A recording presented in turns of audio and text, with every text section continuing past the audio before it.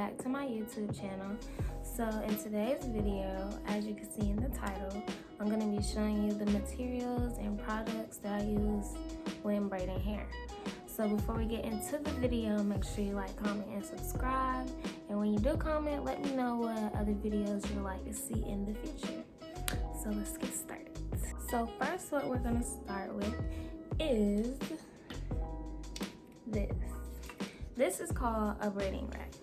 And, oh, it's upside down. Okay, this is called a braiding rack. And what I use this for, obviously, is when I'm separating the hair to make the time go by faster. I put the hair on each of these little pegs. And this one, I have two. I got one of them from a beauty supply store.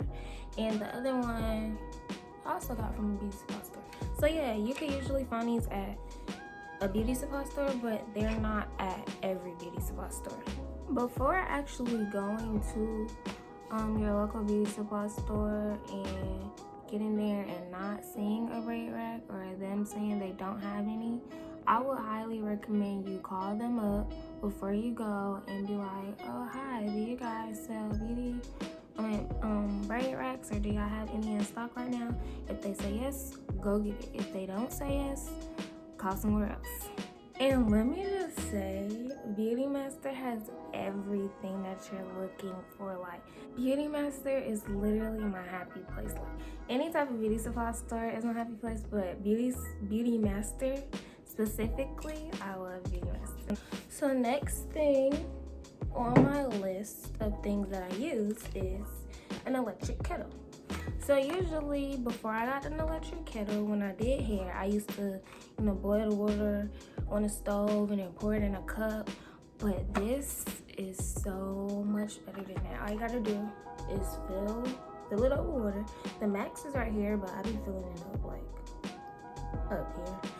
Cause I feel like the higher you dip the braids, the more flowy it'll be. So I fill it up all the way to there, and then I plug it in. This is the plug thing. I don't know where the plug is right now, but once I plug it in, flip this up, and once you flip it up, it'll boil. It only takes like at least 7 minutes. And when you flip it up, once it's done boiling, like once it gets to its hottest point, it'll automatically turn off by itself. So you don't even gotta worry about turning it off by yourself, because once you hear, well, it's really loud when it boils too, but it'll flip up, it'll turn orange, and then once it stops, and once it's done boiling, it'll automatically turn right down, right off. Next is the type of braiding hair that I use. So this is usually the brand that I use, that I like to braid with. I feel like pre-stretch hair is also way easier because you don't have to worry about stretching the hair by yourself. The type of hair that you get matters, because not all hair dips the same, not all hair has the same type of quality. And that's another thing. The hair that I'm using right now is Canicaline. It's expressions. And I'm kind of skeptical about still using it because it's not as thick as Freacher's hair. And at my local beauty supply store, these two brands cost the same amount.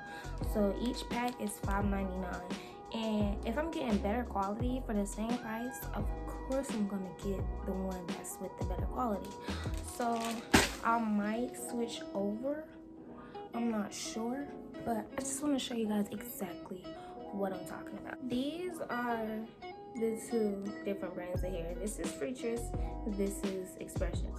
When you turn it to the side, you could tell that this hair is thicker than this hair. And the thicker the bundle, the more strands of hair you could get out of it.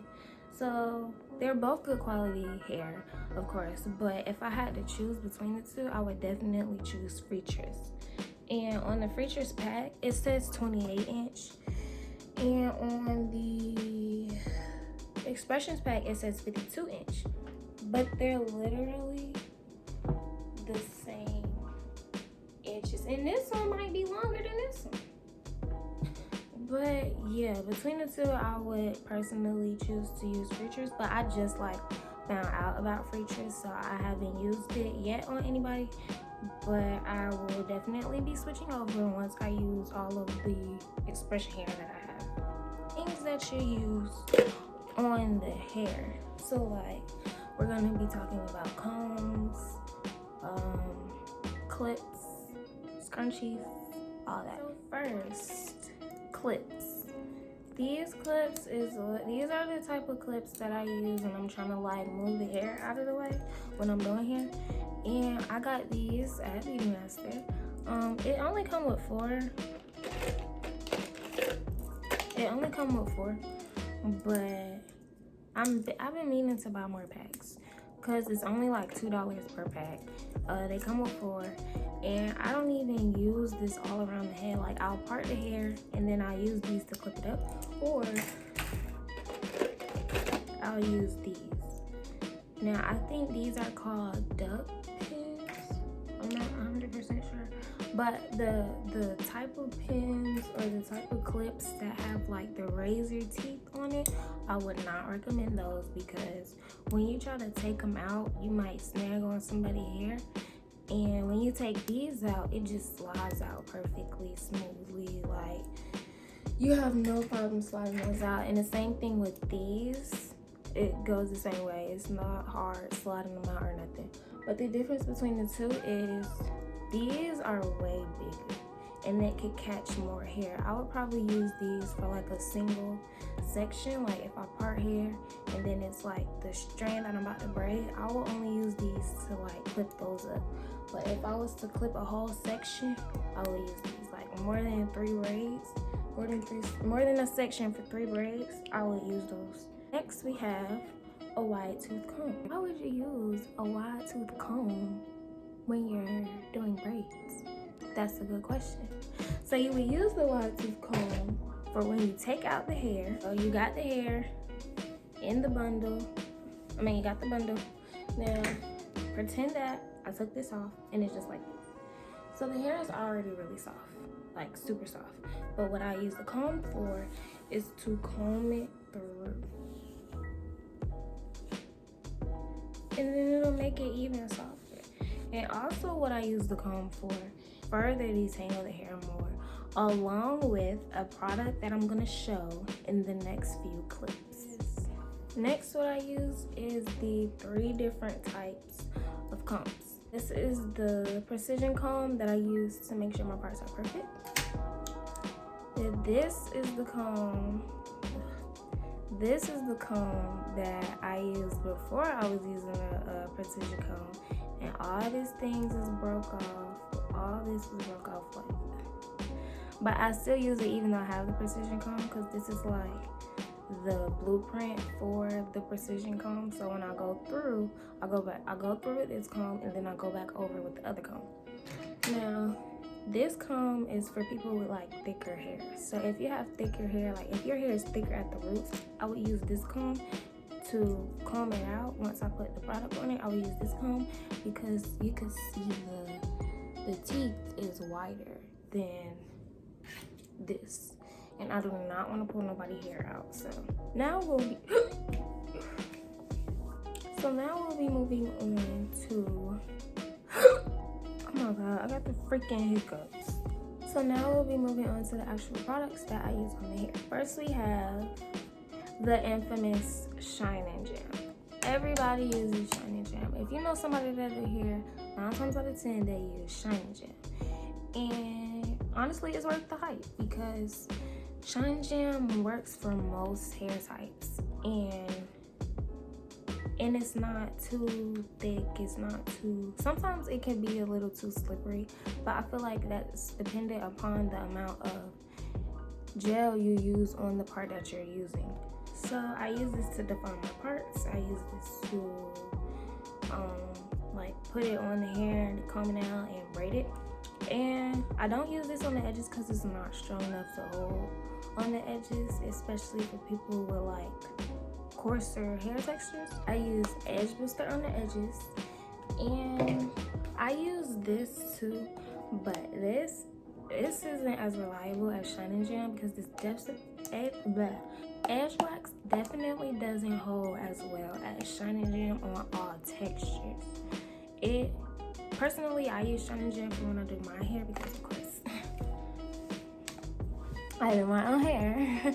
I use Edgewax on mine because I don't really know my hair type, but I know that Edgewax definitely holds better than Shine Jam. So if you don't like Shine Jam, I would recommend using Murray's Edgewax because it's almost as good as Shine Jam. Before I even start braiding on the hair, I use this OGX coconut milk anti-breakage serum.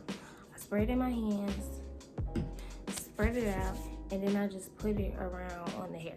I use that because it actually works really good with the Shine Jam product, and it makes the hair softer and more easier to manage. And once I use that, like I said in the previous clips, once I put that on here, I use the wide tooth comb and I just run through the hair with that. Now throughout the braiding process, I make sure I oil the scalp with this wild growth oil, and this is also what I use on my hair to keep my scalp maintained, since I keep in my braids for long periods of time, and to keep my scalp nourished and make sure it's not dried out or anything, I use this specific wild growth oil. I don't use any other kind.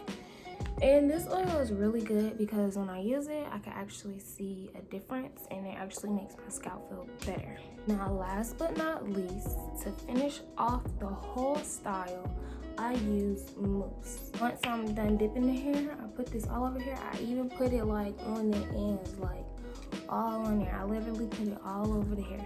So that is all for this video.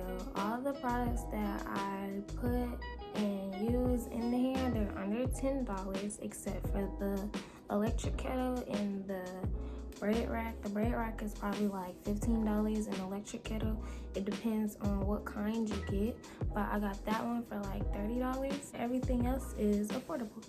So again, thank you for watching my video. Make sure you like, comment, and subscribe, and I will see you in the next one.